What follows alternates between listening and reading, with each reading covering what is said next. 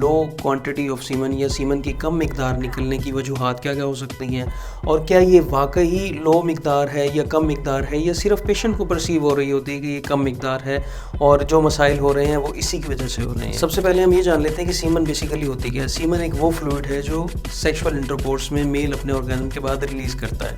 اس کے اندر مختلف قسم کے فلوئڈز ہوتے ہیں جس کے اندر مختلف رطوبتیں شامل ہوتی ہیں، جیسے پروسٹیٹ گلینڈ جو مردانہ غدود ہے اس کی رطوبت شامل ہوتی ہے، سیمنل ویسیکل کی رطوبتیں شامل ہوتی ہیں، اور اس کے اندر زنک اور فرکٹوز بھی شامل ہوتا ہے۔ اس کے اندر جو سپرمز ہوتے ہیں، جو مردانہ جراثیم ہوتے ہیں، اس کی مقدار تقریباً 1 سے 10% تک، اور یہ جو فلوئڈز ہیں یہ بیسیکلی اس کو پروٹیکٹ کرتے ہیں۔